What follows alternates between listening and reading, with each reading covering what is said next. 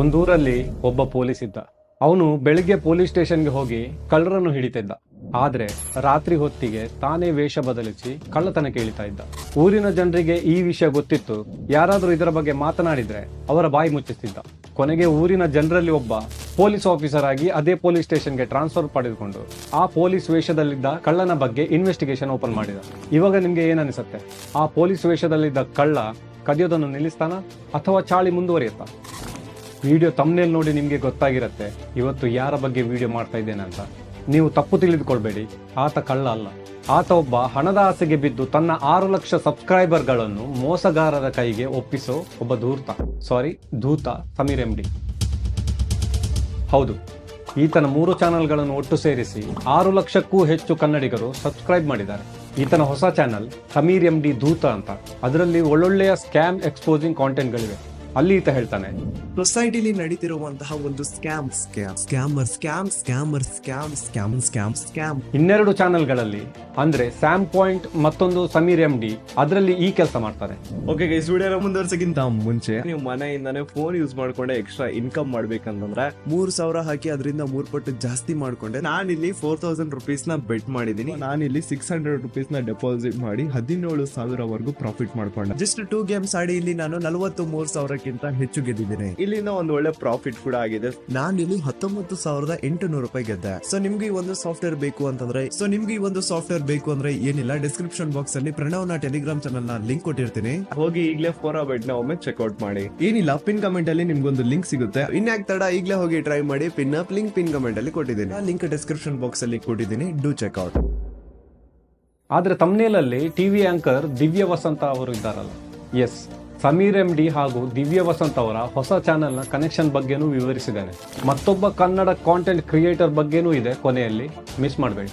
ಈ ವಿಡಿಯೋದಲ್ಲಿ ನಾನು ಆನ್ಲೈನ್ ಬೆಟ್ಟಿಂಗ್ ಆ್ಯಪ್ಗಳು, ವೆಬ್ಸೈಟ್ಗಳು, ರಮ್ಮಿ, ಫ್ಯಾಂಟಸಿ ಕ್ರಿಕೆಟ್, ಗೇಮಿಂಗ್ ಆ್ಯಪ್ಗಳು ಹಾಗೂ ಅವುಗಳಿಂದ ಸಮಾಜಕ್ಕೆ ಉಂಟಾಗಿರೋ ನಷ್ಟಗಳ ಬಗ್ಗೆ ಹೇಳೋದಿಲ್ಲ. ಯಾಕಂದ್ರೆ ನನಗೆ ಗೊತ್ತು, ನಿಮ್ಮಲ್ಲಿ ಆಲ್ಮೋಸ್ಟ್ ಎಲ್ರಿಗೂ ಇದರ ಬಗ್ಗೆ ಗೊತ್ತಿರುತ್ತೆ. ಎಷ್ಟು ಮಂದಿ ಆತ್ಮಹತ್ಯೆ ಮಾಡಿಕೊಂಡಿದ್ದಾರೆ, ಎಷ್ಟು ಮಂದಿ ಬೀದಿಗೆ ಬಂದಿದ್ದಾರೆ, ಎಲ್ಲ ನಿಮಗೆ ಗೊತ್ತಿರ್ಬೋದಂತ ಭಾವಿಸ್ತೀನಿ. ಮತ್ತೇನಿದೆ ಈ ವಿಡಿಯೋದಲ್ಲಿ? ಒಂದು ಕೇಸ್ ಸ್ಟಡಿ ಇದೆ. ವಿಡಿಯೋ ಪೂರ್ತಿ ನೋಡಿ, ನಿಮಗೆ ಅರ್ಥ ಆಗುತ್ತೆ.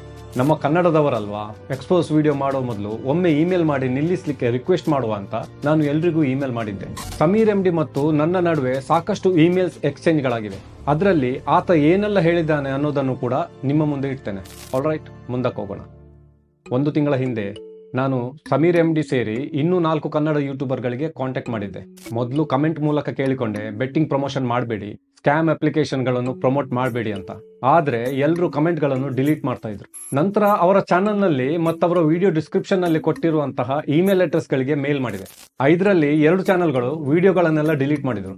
ಒಬ್ಬಂತೂ ಇಮೇಲ್ ನಲ್ಲಿ ಹೇಳಿದ, ನಾನು ಇನ್ನು ಯಾವತ್ತು ಬೆಟ್ಟಿಂಗ್ ಆಗಲಿ ಸ್ಕ್ಯಾಮ್ ಅಪ್ಲಿಕೇಶನ್ಗಳಾಗಲಿ ಪ್ರಮೋಷನ್ ಮಾಡಲ್ಲ ಅಂತ. ಅದಕ್ಕೋಸ್ಕರ ಆ ಚಾನೆಲ್ಗಳ ಹೆಸರನ್ನು ಇವತ್ತು ಹೇಳಲ್ಲ. ಸಮೀರ್ MD ಸೇರಿದಂತೆ ಉಳಿದ 2 ಕೂಡ ಈಗಲೂ ಚಾಳಿ ಮುಂದುವರಿಸಿದ್ದಾರೆ. ಇದರಲ್ಲಿ ಒಬ್ಬ 82,000 ಸಬ್ಸ್ಕ್ರೈಬರ್ಸ್ ಇರುವ ಟೆಕ್ಕಿ ಶ್ರೀರಾಮ್ ಕನ್ನಡ ಅಲಿಯಾಸ್ ಶ್ರೀರಾಮ್ ಗೌಡ ಅಂತ. ಮತ್ತೊಬ್ಬ KD tricks official alias Nagaraj ಕಟಗಿ.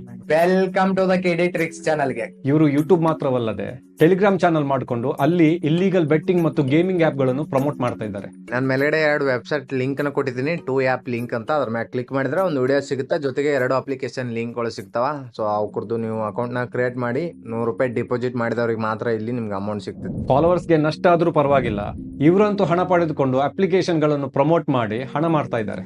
ಯಾವ್ದು ಲೂಡೋ ಅಪ್ಲಿಕೇಶನ್, ಇದ್ರೊಳಗೆ ಯಾವ ತರ ಪ್ಲೇ ಮಾಡ್ಕೋದು, ಲೂಡೋ ಕಿಂಗ್ ಅಪ್ಲಿಕೇಶನ್ ಯೂಸ್ ಮಾಡ್ಕೊಂಡು, ಮತ್ತೆ ಯಾವ ತರ ನೀವು ಇದ್ರೊಳಗ ವಿತ್ಡ್ರಾ ಮಾಡ್ಕೊಳ್ಳೋದು, ಮತ್ತೆ ಯಾವ ತರ ನೀವು ಗೇಮ್ ಪ್ಲೇ ನ ಮಾಡ್ಕೋದು, A to Z ನೇ ಕೊಡ್ತೀನಿ ಅಂತ, ಸ್ಟೆಪ್ ಬೈ ಸ್ಟೆಪ್ ಕೊಡ್ತೀನಿ ಅಂತ.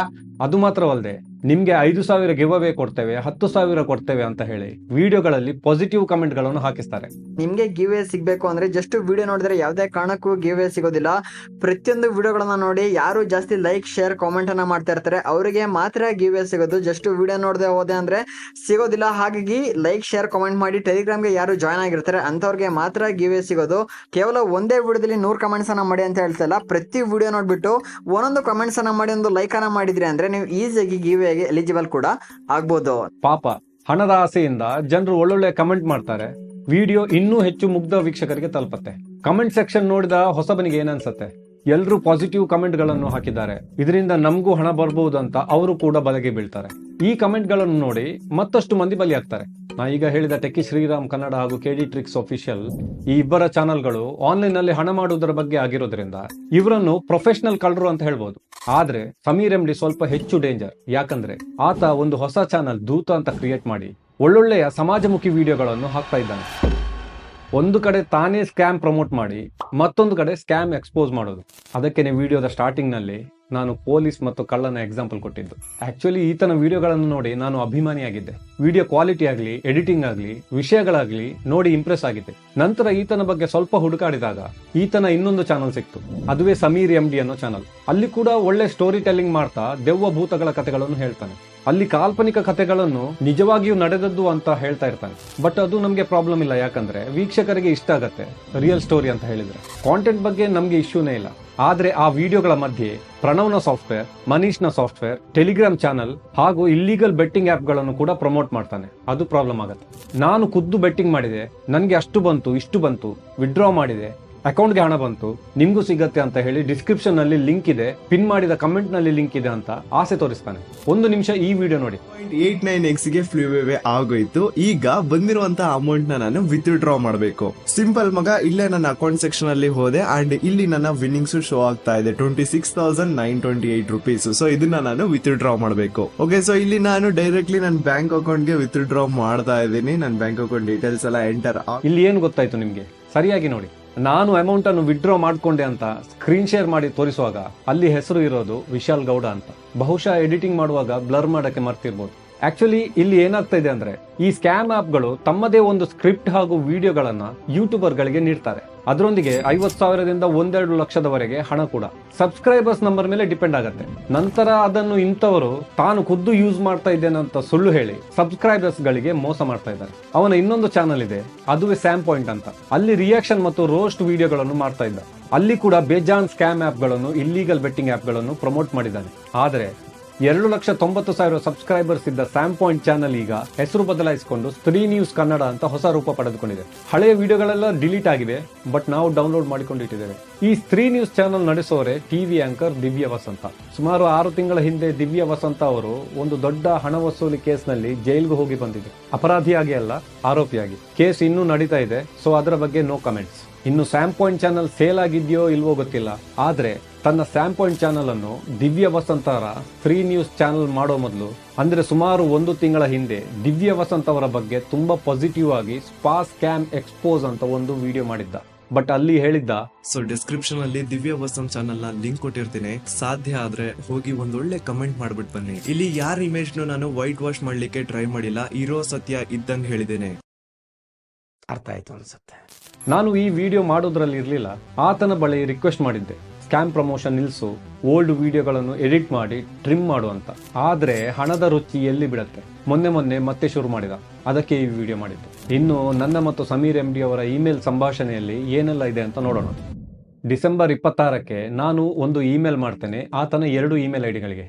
ಅದರಲ್ಲಿ ನಾನು ಕೇಳ್ತೇನೆ, ನೀನು ಸ್ಕ್ಯಾಮ್ಗಳ ಬಗ್ಗೆ ವಿಡಿಯೋ ಮಾಡ್ತೀಯಾ, ಆದ್ರೆ ಯಾಕೆ ನೀನು ನಿನ್ನ 12 ಚಾನೆಲ್ಗಳಲ್ಲಿ ಸ್ಕ್ಯಾಮ್ ಆಪ್ಗಳನ್ನು ಪ್ರಮೋಟ್ ಮಾಡ್ತೀಯಾ ಅಂತ. ನಿನ್ಗೆ ತುಂಬಾ ಫಾಲೋವರ್ಸ್ ಇದ್ದಾರೆ, ಇದು ತುಂಬಾ ಜನರ ಮೇಲೆ ಕೆಟ್ಟ ಪ್ರಭಾವ ಬೀರುತ್ತೆ, ಇವುಗಳಿಂದ ಆಗುವ ನಷ್ಟಗಳಿಗೆ ನೀನು ಜವಾಬ್ದಾರಿ ತೆಗೆದುಕೊಳ್ತೀಯಾ. ನಾನು ಇದರ ಬಗ್ಗೆ ವಿಡಿಯೋ ಮಾಡೋ ಮೊದಲು ನಿನ್ನ ಉತ್ತರಕ್ಕೆ ಕಾಯ್ತಾ ಇರ್ತೇನೆ ಅಂತ ಇಮೇಲ್ ಮಾಡಿದ್ದೆ. 1 ವಾರವಾದ್ರೂ ಇಮೇಲ್ಗೆ ರಿಪ್ಲೈ ಬರದೇ ಇರೋದ್ರಿಂದ ಜನವರಿ 2 ತಾರೀಕಿಗೆ ಮತ್ತೊಂದು ಇಮೇಲ್ ಮಾಡಿದೆ. ಅದರಲ್ಲಿ ಹೇಳಿದ್ದೆ, ನನ್ಗೆ ನಿನ್ನಿಂದ ಯಾವುದೇ ಉತ್ತರ ಸಿಗದೇ ಇರೋದ್ರಿಂದ ನಾನು ಇದರ ಬಗ್ಗೆ ಅವೇರ್ನೆಸ್ ವಿಡಿಯೋ ಮಾಡ್ತೇನೆ, ಅದರಲ್ಲಿ ನಿನ್ನ ಚಾನಲ್ ಬಗ್ಗೆನೂ ಹೇಳ್ಬೇಕಾಗತ್ತೆ. ನಿನ್ನಂತಹ ಒಳ್ಳೆಯ ಪ್ರತಿಭೆಗಳು ತನ್ನ ಪ್ರೇಕ್ಷಕರನ್ನು ದಾರಿ ತಪ್ಪಿಸಲು ಯೂಟ್ಯೂಬ್ ವೇದಿಕೆಯನ್ನು ಬಳಸುತ್ತಿರುವುದು ನೋಡಿ ಬೇಜಾರಾಗ್ತಾ ಇದೆ ಅಂತ ಇಮೇಲ್ ನಲ್ಲಿ ಬರೆದೆ. ಅಣ್ಣ ಮಾರನೇ ದಿನ ಇದಕ್ಕೆ ಚಾಟ್ GPT ಬಳಸಿ ರಿಪ್ಲೈ ಮಾಡಿದ. ಅದರಲ್ಲಿ 6 ಕಾರಣಗಳನ್ನು ಕೊಟ್ಟ. ಸ್ಕ್ರೀನ್ ನಲ್ಲಿ ನೀವು ನೋಡ್ತಿರುವಂತೆ ಮೊದಲ ಕಾರಣ ಆತ ಕೊಡ್ತಾನೆ, ಆತನ ಖರ್ಚುಗಳನ್ನು ನಿಭಾಯಿಸಲು ಯೂಟ್ಯೂಬ್ ನಿಂದ ಬರುವ ಹಣ ಸಾಕಾಗೋದಿಲ್ಲ, ಬಿಲ್ ಗಳನ್ನು ಕಟ್ಟಲು ಕಷ್ಟ ಆಗ್ತದೆ, ಅದಕ್ಕೆ ಬೆಟ್ಟಿಂಗ್ ಆಪ್ ಗಳನ್ನು ಪ್ರಮೋಟ್ ಮಾಡ್ತಾ ಇದ್ದಾನಂತೆ. 2ನೇ ಕಾರಣ, ಆತನ ಎಲ್ಲಾ ವಿಡಿಯೋಗಳು ಮಾನಿಟೈಸ್ ಆಗಲ್ಲ, ಅಂದ್ರೆ ಆಡ್ಸ್ ಬರಲ್ಲ ಅಂತೆ, ಅದಕ್ಕೆ ಸ್ಕ್ಯಾಮ್ ಆಪ್ ಪ್ರಮೋಟ್ ಮಾಡ್ತಾ ಇದ್ದಾನಂತೆ. 3ನೇ ಕಾರಣ ಕೊಡ್ತಾನೆ, ಆತ ಆಗ್ಲೇ ಸಬ್ಸ್ಕ್ರೈಬರ್ ಗಳ ಹತ್ರ ಸ್ಪಾನ್ಸರ್ಶಿಪ್ ಸ್ಕಿಪ್ ಮಾಡ್ಲಿಕ್ಕೆ ಹೇಳಿದಾನಂತೆ, ಹೀಗಾಗಿ 90% ವೀಕ್ಷಕರು ಸ್ಕಿಪ್ ಮಾಡ್ತಾರಂತೆ. 4ನೇದು, ಆತ ಪ್ರಮೋಟ್ ಮಾಡ್ಲಿಲ್ಲ ಅಂದ್ರೆ ಬೇರೆಯವರು ಮಾಡ್ತಾರಂತೆ, ಅದಕ್ಕೆ ನಾನೇ ಮಾಡ್ತಾ ಇದ್ದೇನೆ ಅಂತ ಹೇಳ್ತಾನೆ. 5ನೇ ಕಾರಣ, ಫೈನಾನ್ಷಿಯಲ್ ಸಪೋರ್ಟ್ ಇಲ್ಲದೆ ಔಟ್ಸ್ಟ್ಯಾಂಡಿಂಗ್ ವಿಡಿಯೋ ಮಾಡ್ಲಿಕ್ಕೆ ಆಗೋದಿಲ್ಲ ಅಂತೆ, ಅದಕ್ಕೆ ಯಾವುದೇ ತರಹದ ಪ್ರಮೋಷನ್ ಮಾಡ್ತಾನಂತೆ. 6ನೇ ಕಾರಣ, ಕಳೆದ 9 ವರ್ಷಗಳಲ್ಲಿ ಆತನಿಗೆ ದೊಡ್ಡ ಬ್ರ್ಯಾಂಡ್ಗಳು ಸ್ಪಾನ್ಸರ್ಶಿಪ್ ಕೊಡ್ಲಿಲ್ಲ ಅಂತೆ, ಅದಕ್ಕೆ ಬೆಟ್ಟಿಂಗ್ ಆಪ್ ಸ್ಕ್ಯಾಮ್ ಆಪ್ ಗಳನ್ನು ಪ್ರಮೋಟ್ ಮಾಡ್ತಾ ಇದ್ದಾನಂತೆ. ಇದು ಆತನೇ ಹೇಳಿದ್ದು. ಇನ್ನು ಹೇಳ್ತಾನೆ, ಬೆಟ್ಟಿಂಗ್ ಮತ್ತು ಸ್ಕ್ಯಾಮ್ ಆಪ್ಗಳ ಪರಿಣಾಮ ಗೊತ್ತಿದೆ, ಆದ್ರೆ ಚಾನಲ್ ಅನ್ನು ಉಳಿಸ್ಕೊಳ್ಳಿಕ್ಕೆ ಹೀಗೆ ಮಾಡ್ತಾ ಇದ್ದೇನೆ ಅಂತ ಹೇಳ್ತಾನೆ. ಇದು ಮಾತ್ರವಲ್ಲದೆ ಇನ್ನೊಂದು ಇಮೇಲ್ ರಿಪ್ಲೈನಲ್ಲಿ ಹೇಳ್ತಾನೆ, ನನ್ನ ಬಗ್ಗೆ ವಿಡಿಯೋ ಮಾಡುವ ನಿಮ್ಮ ಆಸಕ್ತಿಯನ್ನು ಅಪ್ರಿಶಿಯೇಟ್ ಮಾಡ್ತೇನೆ, ಇದೊಂದು ಒಳ್ಳೆಯ ವಿಷಯ ಅಂತಾನು ನಾನು ಒಪ್ಪಿಕೊಳ್ತೇನೆ. ಆದ್ರೆ ಇದರಿಂದ ನನ್ನ ಪಬ್ಲಿಕ್ ಇಮೇಜ್ಗೆ ಧಕ್ಕೆ ಉಂಟಾಗೋದ್ರಿಂದ ಸ್ವಲ್ಪ ಚಿಂತಿಸಿ ಈ ಮ್ಯಾಟರ್ ಅನ್ನು ಹ್ಯಾಂಡಲ್ ಮಾಡಬೇಕು ಅಂತ ನಾನು ಬಯಸ್ತೇನೆ. ನೀವು ಮೆಚೂರ್ ಆಗಿ ಬ್ಯಾಲೆನ್ಸ್ ಆಗಿ ವಿಡಿಯೋ ಮಾಡಬೇಕು. ವಿಡಿಯೋ ಮಾಡಿದ್ರೆ ನಾನು ಹೇಳಿದ ಪಾಯಿಂಟ್ ಗಳನ್ನು ಅಕ್ಯುರೇಟ್ ಆಗಿ ಹೇಳ್ಬೇಕಂತ ಹೇಳ್ತಾನೆ. ತಪ್ಪು ನಿರೂಪಣೆ ಮಾಡಿ ನೆಗೆಟಿವಿಟಿಯಿಂದ ನನ್ನ ರೆಪ್ಯುಟೇಷನ್ಗೆ ಪೆಟ್ಟು ಬೀಳಬಾರದು. ನಾನು ತುಂಬಾ ವರ್ಷಗಳಿಂದ ಈ ರೆಪ್ಯುಟೇಷನ್ ಅನ್ನು ಬಿಲ್ಡ್ ಮಾಡ್ಕೊಂಡಿದ್ದೇನೆ ಹೀಗಂತ ಹೇಳ್ತಾನೆ. ನೋಡಿ, ನೀವು ಓದಿ. ನಾನು ಸ್ಪಷ್ಟವಾಗಿ ಹೇಳ್ತೇನೆ, ನಿಮ್ಮ ವಿಡಿಯೋ ನನ್ನ ಪಬ್ಲಿಕ್ ಇಮೇಜ್ ಮೇಲೆ ಪರಿಣಾಮ ಬೀರಿದ್ರೆ ಇದರ ಪರಿಣಾಮ ಬೇರೆ ಇರುತ್ತೆ. ನನ್ಗೆ ಇದನ್ನು ಪರಿಹರಿಸುವುದಲ್ಲದೆ ಬೇರೆ ದಾರಿಯೇ ಇಲ್ಲ ಅಂತ ಧಮ್ಕಿ ಕೂಡ ಬರುತ್ತೆ. ನಂತರ ಹೇಳ್ತಾನೆ, ನಾನು ಕೊಲಾಬರೇಟ್ ಮಾಡ್ಲಿಕ್ಕೆ ರೆಡಿ, ಏನಾದ್ರೂ ಇನ್ಫಾರ್ಮೇಶನ್ ಬೇಕಾದ್ರೆ ಕೊಡ್ತೇನೆ ಅಂತ ಹೇಳ್ತಾನೆ. ಅದಕ್ಕೆ ನಾನು ಕೂಡ ರಿಪ್ಲೈ ಮಾಡಿದೆ. ಕೆಲವು ಪಾಯಿಂಟ್ ಗಳನ್ನು ಆತನ ಮುಂದಿಟ್ಟೆ. ಇದನ್ನು ಫಾಲೋ ಮಾಡಿದ್ರೆ ವಿಡಿಯೋ ಮಾಡಲ್ಲ ಅಂದೆ. 1. ಸ್ಕ್ಯಾಮ್ ಆಪ್ ಗಳನ್ನು ಪ್ರಮೋಟ್ ಮಾಡಿದ ವಿಡಿಯೋಗಳನ್ನು ಟ್ರಿಮ್ ಮಾಡು. ಯೂಟ್ಯೂಬ್ ನಲ್ಲಿ ಆಪ್ಷನ್ ಇದೆ, ವಿಡಿಯೋ ಕಟ್ ಮಾಡಬಹುದು ಅಪ್ಲೋಡ್ ಮಾಡಿದ್ಮೇಲೆ. 2. ಇನ್ನು ಮುಂದೆ ಸ್ಕ್ಯಾಮ್ ಪ್ರಮೋಷನ್ ಮಾಡುವುದನ್ನು ನಿಲ್ಸು. 3. ಡಿಸ್ಕ್ರಿಪ್ಷನ್ ಗಳಲ್ಲಾಗ್ಲಿ ಅಥವಾ ಪಿನ್ ಮಾಡಿದ ಕಮೆಂಟ್ ಗಳಲ್ಲಾಗ್ಲಿ ಹಾಕಿದ ಎಲ್ಲಾ ಸ್ಕ್ಯಾಮ್ ಅಪ್ಲಿಕೇಶನ್ ಲಿಂಕ್ ಗಳನ್ನು ಡಿಲೀಟ್ ಮಾಡು. ಮತ್ತೊಂದು ಇಮೇಲ್ ನಲ್ಲಿ ಹೇಳಿದೆ, ನಂಗೆ ನಿನ್ನ ದೂತ ಚಾನೆಲ್ ನೋಡಿ ಖುಷಿಯಾಗಿತ್ತು, ಸ್ಕ್ಯಾಮ್ ಎಕ್ಸ್ಪೋಸ್ ಎಲ್ಲ ನೋಡಿ ಹೆಮ್ಮೆ ಅನಿಸಿತ್ತು. ಆದ್ರೆ ಉಳಿದೆರಡು ಚಾನೆಲ್ಗಳಲ್ಲಿ ನೀನೇ ಸ್ಕ್ಯಾಮ್ ಗಳನ್ನು ಪ್ರಮೋಟ್ ಮಾಡುವುದನ್ನು ನೋಡಿ ತುಂಬಾ ಬೇಜಾರಾಯ್ತು. ಅಲ್ಲ, ನೀನು ಒಂದು ಕಡೆ ಸ್ಕ್ಯಾಮ್ ಪ್ರಮೋಟ್ ಮಾಡಿ ಮತ್ತೊಂದು ಕಡೆ ಸ್ಕ್ಯಾಮ್ ಗಳನ್ನು ಹೇಗೆ ಎಕ್ಸ್ಪೋಸ್ ಮಾಡ್ತೀಯ ಅಂತ ಕೇಳಿದೆ. ನಿನ್ನ ದೂತ ಚಾನೆಲ್ ನಲ್ಲಿ ಒಳ್ಳೆಯ ವಿಡಿಯೋಗಳನ್ನು ಹಾಕು, ಸ್ಕ್ಯಾಮ್ ಆಪ್ ಗಳನ್ನು ಪ್ರಮೋಟ್ ಮಾಡೋದು ನಿಲ್ಸು. ಕೊಲಾಬರೇಷನ್ ಆಗ್ತಿ ಅಂದ್ರೆ 1-2 ನಿಮಿಷದ ಕ್ಲಾರಿಫಿಕೇಶನ್ ವಿಡಿಯೋ ಮಾಡಿಕೊಡು, ನಾನು ಇನ್ಕ್ಲೂಡ್ ಮಾಡ್ತೇನೆ. ನೀನು ಹೇಳಿದ 6 ಪಾಯಿಂಟ್ಗಳನ್ನು ನನ್ನ ವೀಕ್ಷಕರಿಗೆ ತೋರಿಸ್ತೇನೆ ಅಂತ ಹೇಳಿದೆ. ಅಲ್ಲಿಂದ ಇಲ್ಲಿವರೆಗೆ 20 ದಿನಗಳಾಯ್ತು, ಸುದ್ದಿಯೇ ಇಲ್ಲ. ಆದ್ರೂ ಬೇಡ ಬಿಡಿ ಅಂತ ನಾನು ಸುಮ್ಮನೆ ಕೂತಿದ್ದೆ. ಅದರ ಮಧ್ಯೆ ಮತ್ತೆ ಹೊಸ ವಿಡಿಯೋ ಹಾಕಿ ಅದರಲ್ಲಿ ಮತ್ತೆ ಫೇಕ್ ಬೆಟ್ಟಿಂಗ್ ಆಪ್ ಪ್ರಮೋಷನ್ ಮಾಡಿದ. ಅದರ ನಂತರ ನಾನು 2 ಇಮೇಲ್ ಪುನಃ ಮಾಡಿದೆ, ರಿಪ್ಲೈ ಇಲ್ಲ. ಅದಕ್ಕೆ ಈ ವಿಡಿಯೋ ಮಾಡಿದ್ದು. ದೇಖೋ ಬಾಯ್ ಸಮೀರ್ ಮೊಹಮ್ಮದ್, ಜನರಿಗೆ ಒಳ್ಳೇದಾಗೋ ಕಾಂಟೆಂಟ್ ಮಾಡು. ಅದು ಬಿಟ್ಟು ಸ್ಕ್ಯಾಮ್ ಬೆಟ್ಟಿಂಗ್ ಅಂತ ಪ್ರಮೋಟ್ ಮಾಡಿದ್ರೆ ಇನ್ನು ಮುಂದೇನು ಬಿಡಲ್ಲ, ನಾನು ಬಿಡಲ್ಲ, ನಮ್ಮ ಜನರು ಬಿಡಲ್ಲ. ಇಂಟರ್ನೆಟ್ ನಲ್ಲಿ ಹಾಕಿದ ವಿಡಿಯೋಗಳು ಪರ್ಮನೆಂಟ್. ನೀನು ಚಾನೆಲ್ ಡಿಲೀಟ್ ಮಾಡಿದ್ರು ಎಲ್ಲ ವಿಡಿಯೋಗಳು ಡೌನ್ಲೋಡ್ ಮಾಡಿಕೊಂಡು ಸೇಫ್ ಆಗಿವೆ. ಇದು ಬೇರೆ ಯೂಟ್ಯೂಬರ್ ಗಳಿಗೂ ಅನ್ವಯವಾಗುತ್ತೆ. ಸ್ಕ್ಯಾಮ್ ಮಾಡಿ ನಂತರ ವಿಡಿಯೋ ಡಿಲೀಟ್ ಮಾಡಿದ್ರು ವಿಡಿಯೋ ಡೌನ್ಲೋಡ್ ಆಗಿ ಸೇವ್ ಮಾಡಿರ್ತಾರೆ ನಮ್ಮಂತವ್ರು, ನೆನ್ಪಿರ್ಲಿ. ಅಲ್ಲ, ನಾನ್ ಕೇಳೋದು, ಯೂಟ್ಯೂಬ್ ನಲ್ಲಿ ಹಣ ಸಿಗ್ತಾ ಇಲ್ಲ ಅಂದ್ರೆ ಯೂಟ್ಯೂಬ್ ಬಿಟ್ಟು ಬೇರೆ ಕೆಲಸ ನೋಡ್ಕೊಳ್ಳಿ, ದುಡೀರಿ. ಜನರನ್ನು ಯಾಕೆ ಮೋಸ ಮಾಡೋದು? 90% ಜನರು ಅಡ್ವರ್ಟೈಸ್ಮೆಂಟ್ ಸ್ಕಿಪ್ ಮಾಡಿದ್ರು, ಉಳಿದ 10% ಜನರು ಮೋಸ ಹೋಗ್ತಾರಲ್ವಾ? 3 ಲಕ್ಷ ಸಬ್ಸ್ಕ್ರೈಬರ್ಸ್ ಇದ್ರೆ 2,70,000 ಮಂದಿ ಸ್ಕಿಪ್ ಮಾಡಿದ್ರೆ ಉಳಿದ 30,000 ಮಂದಿ ಈ ಟ್ರ್ಯಾಪ್ಗೆ ಬಲಿ ಆಗ್ತಾರಲ್ವಾ? ಅದು ನಡೆಯುತ್ತಾ ಇವರಿಗೆ? ನೀವೇ ಕಮೆಂಟ್ ಗಳನ್ನು ನೋಡಿ. ಇದು ಆತ ವಿಡಿಯೋ ಹಾಕಿದ ಮೊದಲನೇ ದಿನ ಸ್ಕ್ರೀನ್ ಶಾಟ್ ತೆಗೆದಿಟ್ಟದ್ದು. ನಂತರ ಈತ ಎಲ್ಲ ನೆಗೆಟಿವ್ ಕಮೆಂಟ್ ಗಳನ್ನು ಡಿಲೀಟ್ ಮಾಡ್ತಾನೆ. ಒಬ್ಬೊಬ್ಬರಿಗೆ ಎಷ್ಟೆಷ್ಟು ಲಾಸ್ ಆಗಿದೆ ನೋಡಿ. ಹೀಗೆ ಪ್ರತಿಯೊಬ್ಬ ಕಡಿಮೆ ಅಂದ್ರೆ 1000 ಅಂತ ಲಾಸ್ ಮಾಡ್ಕೊಂಡ್ರೆ 10,000 ಮಂದಿಗೆ 1 ಕೋಟಿ ಆಗ್ತದೆ. ಬೇಡ, 1000 ಮಂದಿ ಬಲೆಗೆ ಬಿದ್ರು 10 ಲಕ್ಷ ಹೋಯ್ತು. ಇವರಿಗೇನು 50,000ನೋ 1 ಲಕ್ಷನೋ ಪಡೆದುಕೊಂಡು ಹಾಯಾಗಿರ್ತಾರೆ. ಮತ್ತೆ ಹೇಳ್ತಾರೆ ಪಬ್ಲಿಕ್ ಇಮೇಜ್ ರೆಪ್ಯುಟೇಷನ್ ಹಾಳಾಗ್ತದಂತೆ. ಅದು ಬಿಡಿ, ಈ 7,500 ಸಬ್ಸ್ಕ್ರೈಬರ್ ಇರೋ ನಾಗರಾಜ್ ಕಟಗಿ ಅಲಿಯಾಸ್ ಕೆಡಿ ಟ್ರಿಕ್ಸ್, ಅವನಿಗೆ ಇಮೇಲ್ ಓದಕ್ಕೂ ಪುರ್ಸತ್ತಿಲ್ಲ. ನಾನು ಅಭಿಪ್ರಾಯ ಕೇಳಿದ್ರೆ ಅವನು ಇಮಿಡಿಯೇಟ್ ಆಗಿ ಹೀಗೆ ರಿಪ್ಲೈ ಮಾಡೋದ, ನನ್ನ ಇಮೇಲ್ ಅನ್ನು ಮತ್ತೊಂದು ಸ್ಕ್ಯಾಮ್ ಪ್ರಮೋಷನ್ ಅಂತ ತಿಳ್ಕೊಂಡು ಐ ಆಮ್ ಇಂಟ್ರೆಸ್ಟೆಡ್ ಅಂತ ನಂಬರ್ ಕೊಟ್ಟು ಬಿಡೋದ. ಈತ ಇನ್ನೊಬ್ಬ ಕಾಂಟೆಂಟ್ ಕ್ರಿಯೇಟರ್, ಒಳ್ಳೆ ಕಾಂಟೆಂಟ್ ಕ್ರಿಯೇಟರ್ ದರ್ಶನ್ ಅಂತ, ಮೂವಿ ಹಾಗೂ ಸಾಂಗ್ ಗಳನ್ನು ರೋಸ್ಟ್ ಮಾಡ್ತಾನೆ. ಈತನ ಕಾಂಟೆಂಟ್ ಒಳ್ಳೆ ಎಂಟರ್ಟೈನಿಂಗ್ ಆಗಿರುತ್ತೆ. ಆದ್ರೆ ಇದು ಯಾಕೆ? ನಾನ್ ನಿಮಗೆ ನಮ್ ಫ್ರೆಂಡ್ ಮನೀಶ್ ಮತ್ತೆ ಅವ್ರ exclusive Telegram channel with signals ಬಗ್ಗೆ ನಾನ್ ನಿಮಗೆ ಹೇಳ್ತೀನಿ. ನಾನ್ ನಿಮಗೆ ಕಾನ್ಫಿಡೆನ್ಸ್ ಇಂದ ಹೇಳ್ಬೋದು ಇದು ಪಕ್ಕ ವರ್ಕ್ ಆಗೇ ಆಕತ್ತಂತ. ಸೊ ನಾನು ಅವ್ರ ಟೆಲಿಗ್ರಾಮ್ ಚಾನಲ್ ನ ರೆಗ್ಯುಲರ್ ಆಗಿ ಯೂಸ್ ಮಾಡ್ತಾನೆ ಇರ್ತೀನಿ. ನೋಡ್ರಿ, ಇಲ್ಲಿ ನಾನು 13,780 ರೂಪೀಸ್ ನ ಗೆದ್ದೀನಿ. ಇನ್ನು ಕೆಲವರು ಹೇಳ್ಬೋದು ಯೂಟ್ಯೂಬೇ ಬೆಟ್ಟಿಂಗ್ ಆಪ್ ಗಳನ್ನು ಆಡ್ಸ್ ನಲ್ಲಿ ತೋರ್ಸತ್ತೆ ಅಂತ. ಅದನ್ನು ಏನೂ ಮಾಡ್ಲು ಆಗಲ್ಲ ಅಂತ. ಯಾರು ಹೇಳಿದ್ದು ಆಗಲ್ಲ ಅಂತ? ಯೂಟ್ಯೂಬ್ ಸ್ಟುಡಿಯೋದಲ್ಲಿ ಎಲ್ಲಾ ಚಾನೆಲ್ ನವರಿಗೆ ಆಪ್ಷನ್ ಕೊಟ್ಟಿರ್ತಾರೆ. ಅಲ್ಲಿ ನೀವು ಯಾವುದೇ ಕ್ಯಾಟಗರಿಯನ್ನು ಬ್ಲಾಕ್ ಮಾಡಬಹುದು. ಎಕ್ಸಾಂಪಲ್ ನೋಡಿ, ನಾನು ನನ್ನ ಚಾನೆಲ್ ನಲ್ಲಿ ಆಲ್ಕೋಹಾಲ್ ಮತ್ತು ಗ್ಯಾಮ್ಲಿಂಗ್ ಕ್ಯಾಟಗರಿಯನ್ನು ಬ್ಲಾಕ್ ಮಾಡಿದ್ದೇನೆ. ಇದರಿಂದ ನನ್ನ ಚಾನೆಲ್ ನಲ್ಲಿ ಬರುವ ಯಾವುದೇ ಆಡ್ಸ್ ಗಳಲ್ಲಿ ಆಲ್ಕೋಹಾಲ್ ಆಗಲಿ ಗ್ಯಾಮ್ಲಿಂಗ್ ಆಪ್ ಗಳಾಗ್ಲಿ ಬರೋದಿಲ್ಲ. ಓಕೆ, ಇನ್ನು ಮುಂದೆ ನಿಮ್ಗೆ ಯಾರೇ ಆಗಲಿ ಫೇಕ್ ಅಪ್ಲಿಕೇಶನ್ ಗಳನ್ನು, ಇಲ್ಲಿಗಲ್ ಬೆಟ್ಟಿಂಗ್ ಆಪ್ ಗಳನ್ನು, ಸ್ಕ್ಯಾಮ್ ಗಳನ್ನು ಪ್ರಮೋಟ್ ಮಾಡೋದು ಕಂಡು ಬಂದ್ರೆ ಆ ವಿಡಿಯೋಗಳಲ್ಲಿ ಒಂದು ಕಮೆಂಟ್ ಮಾಡಿ. ಅದೇ ರೀತಿ ಅವರ ಡಿಸ್ಕ್ರಿಪ್ಷನ್ ನಲ್ಲಿ ಅಥವಾ ಚಾನೆಲ್ ಬಯೋದಲ್ಲಿ ಕಾಂಟ್ಯಾಕ್ಟ್ ಫಾರ್ ಬಿಸ್ನೆಸ್ ಅಂತ ಒಂದು ಇಮೇಲ್ ಹಾಕಿರ್ತಾರೆ. ಅದಕ್ಕೆ ಇಮೇಲ್ ಹಾಕಿ. ಇಮೇಲ್ ಅನ್ನು 100% ಓದ್ತಾರೆ ಅವರು. ಯಾಕಂದ್ರೆ ಸ್ಕ್ಯಾಮರ್ಗಳು ಅವರನ್ನು ಕಾಂಟ್ಯಾಕ್ಟ್ ಮಾಡೋದು ಅಲ್ಲಿಂದಲೇ.